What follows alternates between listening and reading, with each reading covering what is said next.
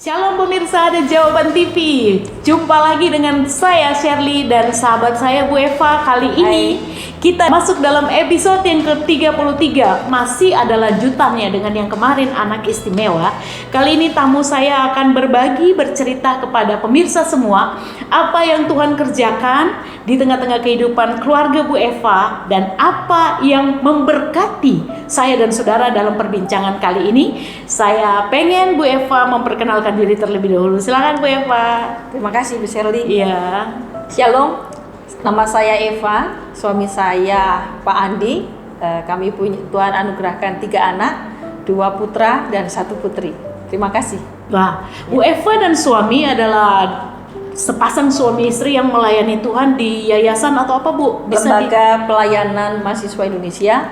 Kami pelayanan di Bali sudah dari tahun 97. Wow.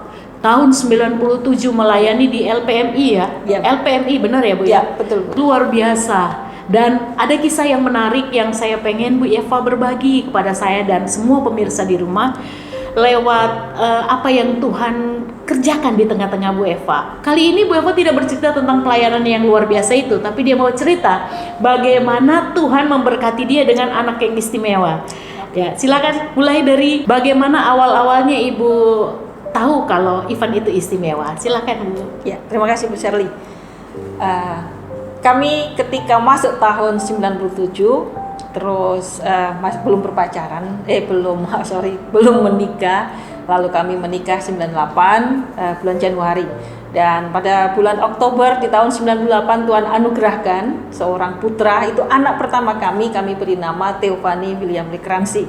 Theophany, kami rindu bahwa melalui kehidupan dia Allah menyatakan diri. Penampakan Allah itu nyata melalui kehidupan dia. Wow. Dan rupanya Tuhan menyatakan diri dengan satu pengalaman yang bukan hanya membentuk orang lain, terutama kami sebagai suami istri dibentuk oleh Tuhan dalam karakter kami agar semakin serupa dengan Kristus. Pembentukan itu Tuhan berikan ketika anak kami lahir, dia kuning dengan bilirubin 17. Jadi waktu itu memang belum waktunya lahir ya, dia lahir tanpa kontraksi apa-apa dan akhirnya harus pakai perangsang baru keluar karena air ketuban sudah pecah duluan. Singkat cerita, dia rupanya ada kelainan fungsi hati sehingga menghasilkan bilirubin yang tinggi. Kalau kata dokter, nama penyakitnya kolestasis. Setelah dari kolestasis ini pengobatan selesai, umur 2 bulan setengah Tuhan izinkan untuk anak kami mengalami pendarahan di otak. Bukan karena jatuh. Ya, 2 bulan. Ya, baru 2 bulan pendarahan di otak. Ya Bu. Nah, setahu saya yang pendarahan di otak itu yang udah kayak stroke ya. Kayak stroke gitu. Silakan Ya. bercerita. Jadi 2 bulan setengah itu dia pendarahan di otak, dan waktu itu kalau kami ceritakan ini sebenarnya poin yang awal yang Tuhan melalui merajut proses yang panjang itu, ada seorang dokter yang seharusnya tidak praktek sore itu dan dia datang ke situ. Dia bukan seorang yang percaya sama Tuhan Yesus, tapi dia merasa saya harus datang ke tempat itu. Wow. Padahal dokter yang pagi tidak menemukan kalau dia pendarahan di otak karena dikasih obat kejang, masih kejang terus. Dari pagi, dari subuh sampai sore itu masih kejang terus. Sampai dokter bingung, ini apa? Kenapa seperti ini gitu ya? Kalau obat anti kejangnya tidak mempan. Dan dokter ini katakan, saya seharusnya tidak piket sore ini, tapi saya kenapa tidak tahu harus datang ke sini. Kayak ada satu dorongan untuk dia datang ya. Ya, dan dokter itu katakan, ini kalau saya memperkirakan kemungkinan ada tekanan di otak. Dan dokter itu langsung katakan, tolong siapkan pendonornya, tolong siapkan semua untuk dia di scan dan lain sebagainya. Puji Tuhan bahwa pertolongan Tuhan itu selalu tepat pada waktunya. Tuhan izinkan masalah, Tuhan juga memberikan pertolongan tepat pada waktunya. Akhirnya kami CT scan, diketahui kalau memang ada pendarahan di otak.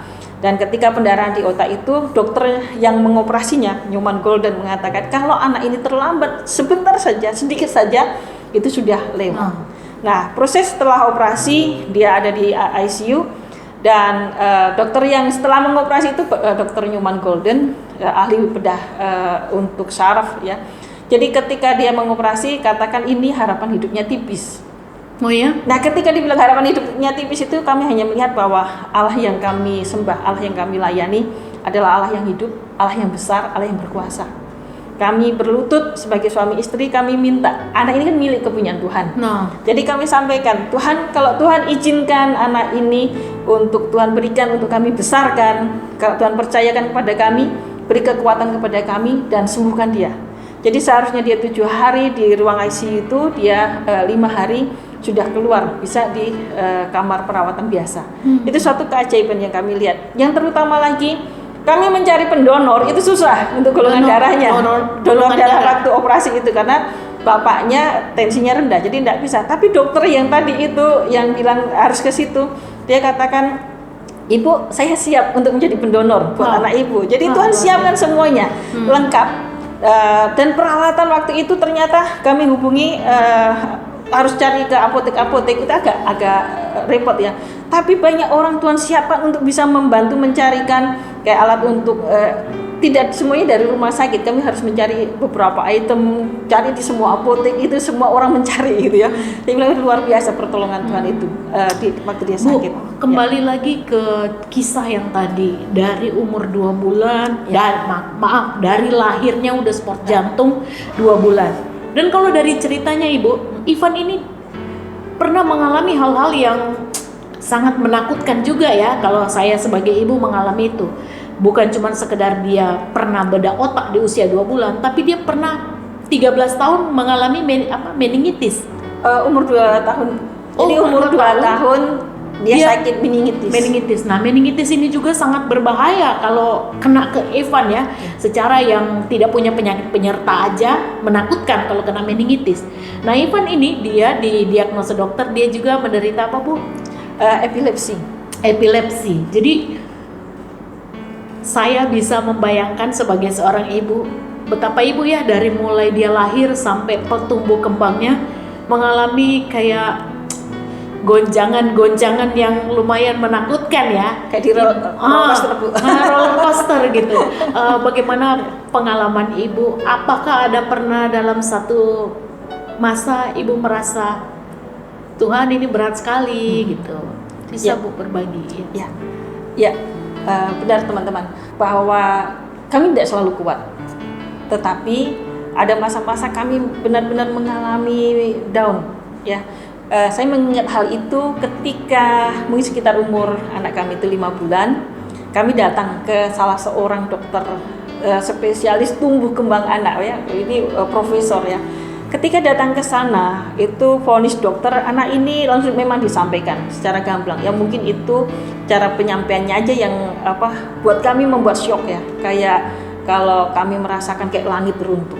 Benar-benar kayak langit runtuh. Kayak nggak ada harapan banget ya. Nggak ada harapan, kayak benar-benar kami down sekali. Jadi pulang dari dokter itu, saya bersama dengan suami itu kami benar-benar diem. Nggak, kayak nafasnya kayak kami bengong ketika dikatakan nanti anak ini akan begini. Kami sesaat kami hanya katakan Tuhan, lemes gitu ya, kayak nggak ada tulang penyangga badan, benar-benar lemes. Tapi malam itu juga sekitar jam 10 ada sepasang suami istri yang mengetuk rumah kami.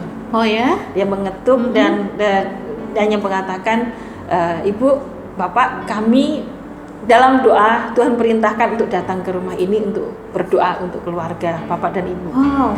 Dan akhirnya kami memuji Tuhan, menyembah Tuhan malam itu juga. Kami merasakan hadirat Tuhan yang sejuk, tenang, dan tadi yang kita itu benar-benar kayak nggak ada tulang penyangga badan. Kami benar-benar lemes, loyo, benar-benar kami kayak dibangkitkan, ada rasa damai yang tenang sekali ya. Dan ketika itulah awal-awalnya kami bisa menapaki mungkin perjalanan panjang sampai 22 tahun itu hanya kuat ketika kami mengingat janji-janji Tuhan pada waktu awal kami berdoa itu. 22 tahun. Ya. Saudara pemirsa di rumah, Bu Eva dan suami membesarkan Evan yang menurut dokter seperti yang disampaikan tadi, kenyataan-kenyataan yang seperti membuat langit runtuh di tengah keluarga ini. Ternyata sampai saat ini Ivan tuh sudah berusia 22 tahun. Ya. Luar biasa.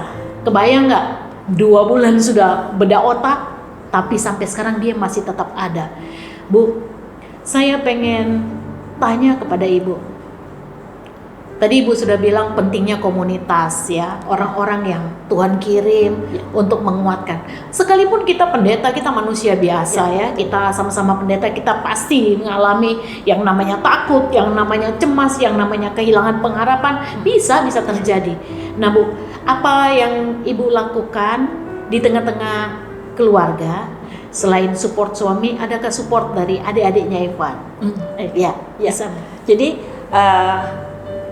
pada waktu kecil mereka itu mungkin kami sudah membiasakan sering kalau tidur itu rame-rame gitu ya, tidur rame-rame. Jadi ada Ivan di tengah, ada kedua adiknya. Kedua adiknya itu kalau ada di foto itu mereka selalu peluk kakaknya. Nah, mungkin yang pertama dilihat adalah keteladanan kita sebagai orang tua untuk menunjukkan kasih yang tulus. Maksudnya begini, ada kalanya kan waktu kita mendapati salah satu anak kita itu berkebutuhan khusus, perhatian kita hanya tercurah di situ gitu loh Bu, tercurah ke anak itu, sementara kita mengabaikan yang lain. Itulah maksudnya, mungkin di tengah-tengah Ibu gimana caranya Ibu supaya mereka juga, anak-anak yang lain, adik-adik Ivan tetap merasakan kasih yang sama. Ya, yang pertama bagi tugas dengan suami ya. Bagi tugas itu misalnya saya sedang dengan Ivan, bapaknya kalau dia pelayanan bisa mengajak anak-anaknya, ya kedua adiknya Ivan, atau bermain ketika dia sedang tidak keluar pelayanan, ya bermain dengan saudara-saudara Ivan. Jadi ada waktu khusus yang bersama dengan kedua adiknya ini, atau gantian ketika suami saya nanti dengan Ivan, ya saya harus sama adik-adiknya ini. Jadi harus ada waktu pengganti.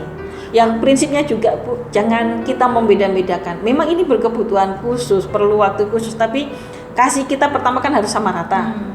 Jangan membuat dia menjadi spesial, terlalu spesial. Nanti yang kedua adiknya menjadi jealous. Dan dalam perbincangan saya dengan Bu Eva tadi, saya sempat menanyakan, Evan tuh bisa melakukan apa? Nah, Bu Eva bilang bahwa untuk secara kebutuhan sehari-hari, Ivan tuh nggak bisa ngapa-ngapain. Termasuk maaf saudara, maaf banget. Untuk buang air besar, buang air kecil, makan dan segala sesuatu itu harus dibantu sama Ibu. Bu, pernah nggak terpikir kalau saya menghadapi hal seperti itu, atau pemirsa mungkin di rumah menghadapi hal yang sama, pasti fokusnya kita cuma kekurangannya Ivan gitu. Ya. Saya pengen dari sisi Ibu, adakah sesuatu yang Ibu lihat di tengah-tengah kekurangan ada kelebihannya Ivan? Siap. Ya. Jadi kalau saya lihat kelebihan Ivan ini, anaknya itu pejuang. Wow. Dia punya juangnya daya gimana, juang Bu? hidupnya. Daya juang bagaimana maksudnya? Ya, daya juangnya itu kalau dia sakit ya, waktu dia operasi, ini dokter yang menyampaikan sama yang mendorong dia dari operasi kan, anak ibu ini bandel. Dia bilang kenapa bandel? Dia habis dioperasi itu bisa buka mata kayak dia ini. Maksudnya setelah dari ruang itu ya, jadi diantar dari ruang operasi sampai ke ruang ICU itu dia kayak buka mata, kelihatan bandel dan daya juangnya besar. Ya. Karena memang pada waktu operasi itu pun kami juga mendoakan, saya minta izin untuk udah digundul rambutnya itu pun saya minta izin untuk masuk ke dalam dan saya ngomong sama dia. Saya panggil dia Kak Ivan ya, kakak harus kuat, Tuhan besar bersama dengan kakak, mama papa ada di luar mendoakan kakak tidak sendirian. Jadi walaupun dia bayi, kita ajak ngomong dia, dan itu juga membuat kita lihat daya juangnya dia besar. Pada waktu umur dia 2 tahun itu kan dia meningitis. Ketika meningitis itu disuntik 1 hari 6 kali. 6 kali selama 2 minggu. Bayangin teman-teman, saudara-saudara, semua tempat habis. Tidak ada lagi tempat untuk suntik karena biasanya kan dari infus itu bisa dimasukkan. Ini sudah lepas-lepas dan akhirnya semua bintik-bintik di kaki, di kepala, di tangan semua sudah bekas suntikan semua. 6 kali 14 suntikan itu selama 2 minggu. Dan dia kuat, masih dalam pengertian dia sakit kuat dan tidak pernah merepotkan kami. Itu kelebihan Ivan. Kelebihan dia juga adalah anak ini penuh pengertian ya. Jadi kalau yang saya lihat anaknya pengertian, misalnya saya sedang sibuk dengan adik-adiknya, dia melihat, memang dia ingin di ini ya, tapi dia melihat dan tidak mau rewel. Ya itu sih yang membuat kami bahagia ya. kelebihan lain mungkin ya kalau saya boleh sampaikan, anak ini adalah seorang pendoa karena dia memang hidup Maaf dibesarkan Bu, dari doa. saya terkejut ketika Ibu bilang Ivan pendoa. Ya. Secara maaf Bu ya, tadi Ibu bilang dia nggak bisa ngomong. Ya. Gimana caranya kok dia jadi pendoa? Ibu bisa pengalaman apa yang Ibu dapatkan? Oke, siap Bu.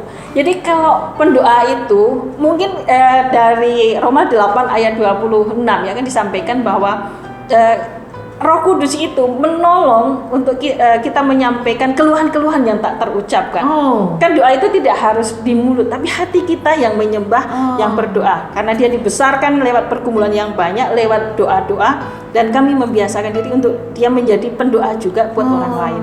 Jadi Ibu melatih Ivan, jadi Ibu sebagai seorang pendeta melatih Ivan. Tapi adakah pengalaman khusus yang Ibu terima dari Tuhan yang meneguhkan bahwa Ivan ini pendoa? Siap. Itu saya pengen tahu ceritanya, gimana tuh ceritanya Bu? Oke, jadi kalau suami saya pelayanan keluar kota, jadi dia kalau pelayanan kadang ke Sumba, ke Sumba itu kadang lama ya, dan di sana banyak masih ada agama suku dan lain sebagainya. Mungkin kalau saya sampaikan kepada dia, jadi sering kami cerita ya, anak ini memang belum bisa ngomong, tapi kita sebagai orang tua selalu ngajak ngomong, kasih informasi ya. Oh ini Papa lagi di sini, sedang apa yang dilakukan, terus nanti apa yang sudah kami lakukan, pelayanan, ketemu dengan siapa, kita bercerita. Nah setelah itu pada waktu ini kita ajak doa, ya kita berdoa. Jadi melatih dia dari kecil untuk menjadi pendoa. Karena saya belajar juga kan ada paling tidak seseorang itu pasti punya salah satu kecerdasan. Nah saya melihat itu dia punya kecerdasan spiritualnya. Bagaimana dia dekat dengan Tuhan. Kita membiasakan dia sukanya lagu rohani yang slow, lagu penyembahan dia senang. Nah tadi Ibu pernah sempat ngomong sedikit, saya tangkap sama teman saya. Ibu sempat ngomong bahwa ada saatnya dia 3 hari nggak bisa tidur tuh Bu. Ya betul. Iya. Gimana tuh? Tidak tidur, terus apa yang Ibu lakukan di 3 hari itu? Dan kenapa dia nggak bisa tidur? Oh ya gini ya, jadi kalau pas bapaknya tadi itu nyambung ya, terus terputus ketika bapaknya pelayanan keluar kota, yang saya lihat dia 3 hari 3 malam, saudara, itu tidak tidur sama sekali, tapi dia sukacita, kelihatan dari wajahnya itu sukacita, dia nggak rewel, dia yang main misalnya dari posisi tidur, bangun lagi, minta makan, minta minum biasa, tapi tidak rewel. Itu kami melihat bahwa dia sedang berdoa, karena juga kami ajak berdoa juga ya, misalnya sekarang bapak baru pelayanan putar film Yesus misalnya itu ya, jadi kita ajak dia cerita, terus kita ajak berdoa juga, kelihatan wajahnya itu kelihatan excited ya, gitu. Tapi kalau nanti udah dengar bapaknya udah selesai pelayanan, tiba-tiba dia udah ngantuk, bisa ngantuk begitu pulas gitu ya. Jadi itu benar-benar konfirm banget ya Bu ya, waktu bapaknya pelayanan dia berdoa syafaat buat bapaknya, sehingga waktu bapaknya pulang dia bisa tidur dengan nyenyak. Iya betul. Luar biasa. Bu Eva, kalau ini pertanyaan yang mungkin agak sensitif ya. Saya tahu untuk membesarkan Ivan selain memerlukan kesabaran, ketabahan, Bu Eva juga perlu biaya yang banyak. Ya. Bu, coba Ibu ceritakan gimana cara Tuhan memberkati Ibu sehingga Ibu bisa melewati semua masalah-masalah yang tadi Ibu sempat share buat saya, buat kita semua tadi. Ya, tadi saya menyampaikan bahwa dia seorang pendoa. Dari hasil doanya ada mujizat-mujizat campur tangan Tuhan dalam setiap pergumulan yang sedang kami hadapi, termasuk masalah kebutuhan. Tahun 2008 kami bertemu dengan seseorang, dengan satu keluarga ya, suami istri. Saya tidak bisa berbahasa Inggris, tapi bapak itu hanya mengatakan semua kebutuhan anak ibu silakan tulis di email dan sampaikan kepada kami. Nah waktu itu saya bisanya yes or no aja ya, jadi tidak ngerti bahasa Inggris, tapi kami tulis sampai saya sampaikan bahwa dia membutuhkan ini. Dan sampai hari ini juga beliau setia untuk mendukung kebutuhan anak kami. Itu salah satu wujud cara Tuhan. Ketika Tuhan mengizinkan satu masalah, Tuhan itu setia dan dia akan memberikan kita jalan keluar. Jadi Tuhan tidak akan pernah membiarkan kami. Kebutuhan dia banyak, untuk pengobatannya dia banyak, tapi Tuhan ketika mengizinkan masalah, Tuhan juga memberikan jalan keluarnya untuk semua kebutuhan itu Tuhan siapkan. Oh, saya benar-benar kembali cengeng lagi saya. Saya benar-benar salut ya dengan Bu Eva, bagaimana struggle-nya Bu Eva membesarkan anak yang sangat-sangat membutuhkan ekstra perhatian dan ekstra kesabaran. eh, pernah nggak Bu Eva malam-malam Bu Eva pengen dihibur juga sama Tuhan gitu, terus apa yang dilakukan Ivan waktu Ibu benar-benar kepengen merasakan apa ya, dekapan kasih Tuhan? Kalau saya itu kalau pas berdoa Pas lelah Bu, kan lelah gitu ya, kadang-kadang lelah gitu. Kalau lelah itu kalau saya di hadapan Tuhan nyembah, menyanyi gitu ya, di hadapan Tuhan, terus saya berdoa curhat sama Tuhan. Ya. Itu kekuatan saya di situ. Me time-nya Ibu ya, me time. Jadi kayak saya curhat semua, misalnya keluh kesah, kelelahan atau apapun saya ceritakan sama Bapak. Iya. Ya saat itu habis berdoa, memang waktu berdoa itu bukan hanya air mata, kadang air ingus juga keluar semua gitu ya. Benar-benar kita merasa di luar, saya ceritakan semua karena dia Bapak yang baik. Nah, Bapak mengizinkan masalah ini kan tidak pernah kebetulan. Nah, Tuhan izinkan karena Tuhan mempunyai misi khusus melalui anak ini. Iya. Baik itu misi khusus buat kami sebagai orang tua supaya Tuhan itu bentuk. penting banget tuh. Ya. Jadi jangan kita menganggap, wih ini kok aku kayak orang yang malang mengasihi diri sendiri, tapi lihat bahwa di balik persoalan yang ada, Tuhan pasti punya rencana yang indah. Salah satunya pembentukan karakter kita. Nah, sebagai orang Kristen kan karakter kita ini Tuhan proses terus lewat masalah-masalah yang ada. Nah, ketika melalui event ini kami belajar sabar, belajar untuk berdoa, belajar kami punya pengharapan, memperkatakan firman, mempercayai janji Tuhan dan lain sebagainya. Nah, itu yang akan terus membentuk ya. Nah, kekuatannya, oleh karena itu kekuatannya apa ketika kita down? Ya kekuatannya ya ketika bersama dengan Tuhan, kita cerita sama Tuhan, ngeluhnya sama Tuhan. Itu yang saya rasakan. Ada sesuatu yang membangkitkan semangat kembali. Wow, pemirsa luar biasa. Aduh, saya sangat terberkati dan saya lihat juga pelayanan Bu Eva ini dengan suami ini tim yang hebat ya. Dalam rumah tangga itu di tengah-tengah kepadatan jadwalnya Bapak, kan harus ganti-gantian ya. Kalau Bapak pergi, Ibu yang harus standby dengan di rumah. Sekarang ini Ibu yang lagi pergi, saya pinjam 1 jam di sini. Bapak yang ada di rumah itu berlangsung selama 22 tahun. Saya salut. Bu, saya tertarik dan saya pengen bahas tentang yang disampaikan oleh Ketua Wanita Inspirasi saya lewat iklan yang minggu lalu. Dia bilang bahwa orang tua yang baik memberi contoh kepada anak-anak. Orang tua yang bijaksana mengambil pelajaran dari anak-anaknya. Nah, pelajaran yang Ibu dapat tadi, kira-kira selain yang Ibu sampaikan tadi, pelajaran apa Bu? Pembentukan karakter yang Ibu sudah sampaikan tadi, pembelajaran apa lagi Bu yang bisa membuat pemirsa di rumah berkaca? Kita ini ya diizinkan Tuhan punya anak yang berbeda, yang ukuran kita katakan normal, dan sementara Ibu yang begini, tapi pelajaran apa yang Ibu dapat? Terima kasih Bu. Yang pertama tadi, kalau saya lihat pembelajaran bahwa setiap anak yang Tuhan berikan itu pasti memiliki misi khusus. Dia tidak lahir ke dunia ini kebetulan. Ada satu misi yang Tuhan emban di dalam kehidupan anak ini. Yang kedua, juga Tuhan mengajarkan lewat persoalan ini untuk kita itu sebagai hamba Tuhan. Karena kita semua hamba-hamba Tuhan, melayani Tuhan melalui apapun yang kita lakukan. Nah, kita semakin hari itu harus Tuhan bentuk supaya semakin indah. Hidup kita itu menjadi berkat karena mengeluarkan karakter Kristus melalui apa yang kita lakukan. Yang ketiga juga kita bisa terus bertumbuh di dalam Tuhan untuk mempercayai Dia bahwa Dia ada, Dia hidup. Nah, salah satu poin yang saya lihat adalah bahwa Allah itu ketika Dia punya rencana khusus ya, kalau yang tadi saya kembali menyampaikan, Ivan itu dia hidup tidak hanya ada sekedar ada. Melalui kehidupan anak kami ini, orang tua kami yang belum percaya Tuhan Yesus melihat kebesaran Tuhan, bahwa Dia hidup, Dia nyata, Dia ada. Jadi Ivan memenangkan jiwa juga ya. Tidak harus dengan kata-kata, lewat tapi hidupnya memenangkan jiwa. Betul, iya. Akhirnya nenek kakeknya menerima Tuhan Yesus. Memang ada kakak saya yang memberitakan kabar baik dan lain sebagainya, tapi wujud nyata bahwa orang tua kami melihat Yesus yang hidup itu melalui karya penyelamatan yang tadi dokter katakan tidak ada harapan hidupnya, tapi dia hidup dia sampai hari ini. Luar biasa. Pemirsa di rumah, Pembelajaran penting yang saya dapat lewat percakapan saya dengan Bu Eva dan yang minggu lalu, saya lihat banyak Tuhan bicara dalam kehidupan saya secara pribadi.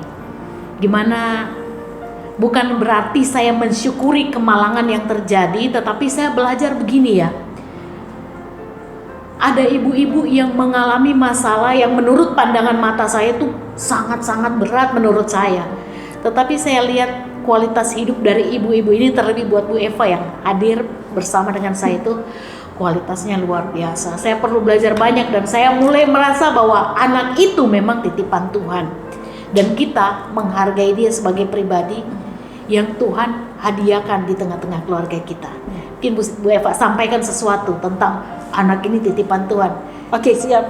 Jadi kalau saya lihat tentang anak ini adalah titipan Tuhan, bukan hanya titipan. Kita memandang lebih luas bahwa melalui anak ini kita juga bisa melayani Tuhan. Wah, Karena dia milik kepunyaan Tuhan. Ya. Dipercayakan kepada kita itu bukan kebetulan. Setiap anak-anak kita ini kan berharga. Dia Amin. punya, ya tadi itu punya misi khusus. Dia ini milik kepunyaan Tuhan. Bayangin ya, kalau kita itu sedang merawat, membesarkan anak dari raja di atas segala raja, kita tidak akan melakukan dia sewenang-wenang ya. sewenang-wenang ya. Iya. Tapi kita mau melakukan ini sebagai sesuatu yang excellent. Iya. Tidak mengeluh. Kadang kita kalau ini kan bisa saja mengeluh, aku capek dan sebagainya. Oh, iya. Tapi kalau kita mau melakukan ini anaknya raja di atas segala raja, kita mau melakukan dengan baik, dengan sungguh-sungguh dan dengan sukacita. Yang Tuhan mau itu sukacita lahir dari hati kita di dalam melayani anak ini.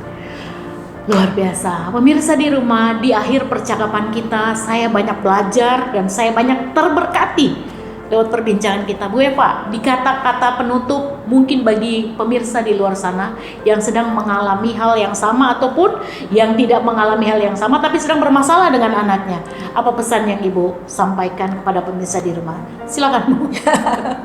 Ya, kalau pesan saya pertama, di dalam keluarga itu kembangkan juga yang tadi belum mungkin terlalu dibahas, kerjasama tim Ya. antara suami istri. Ya. Karena di dalam membesarkan anak tidak hanya tanggung jawabnya seorang ibu atau ayah saja, tapi suami istri harus sepakat.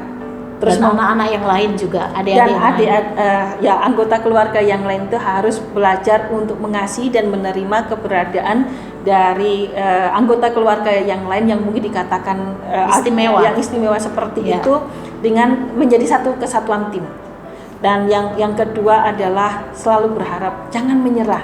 Ya. Kalau Tuhan izinkan sesuatu terjadi di dalam Roma 8 ayat 28, bahwa Allah turut bekerja dalam segala sesuatu untuk mendatangkan kebaikan buat kita semua yang mengasihi Tuhan. Jadi ketika ada masalah apapun juga, Tuhan izinkan untuk mendatangkan kebaikan. Selalu bertanya sama Tuhan, apa yang Tuhan mau? Apa yang Tuhan ajarkan melalui peristiwa ini? Apa yang mau Tuhan ubah dari saya sehingga hidup kita semakin hari semakin menyenangkan Tuhan. Itu sebagai tujuan akhir, karena Tuhan menginginkan pertumbuhan rohani kita agar kita semakin serupa dengan Kristus. Haleluya. Saudara pemirsa di rumah, satu poin juga yang Ibu nggak sempat sampaikan, tapi karena saya mengamatinya, saya mesti sampaikan buat saudara bahwa salah satu kelebihan Bu Eva dan suami, mereka tidak pernah menyembunyikan Ivan. Oh iya. Mereka selalu bawa Ivan kemana-mana ya. Bahkan di tengah-tengah keterbatasan Ivan yang kemana-mana harus perlu kursi roda, mereka tetap ajak Ivan jalan-jalan. Dan yang paling luar biasa, saya terberkati lewat postingan-postingan Bu Eva di Facebook, bagaimana pertumbuhannya, perkembangannya Ivan. Dan ini mungkin jadi pelajaran buat ibu-ibu dan pemirsa semua di rumah, bahwa jangan pernah menyembunyikan anak yang berkebutuhan khusus. Bawa dia, tetap perlakukan dia seperti anak-anak yang normal. Itu sangat-sangat membuat Ivan bisa menerima, juga bisa kembali kayak pede dia ya, walaupun dalam keadaan bagaimanapun orang tua tetap mengasihi dia. Saudara, mungkin perbincangan kita selesai sampai di sini, tetapi saya percaya apa yang kita sampaikan ini pasti menjadi berkat bagi saudara. Kita berjumpa lagi dalam episode-episode selanjutnya. Tuhan Yesus memberkati. Shalom. Shalom, Tuhan berkati.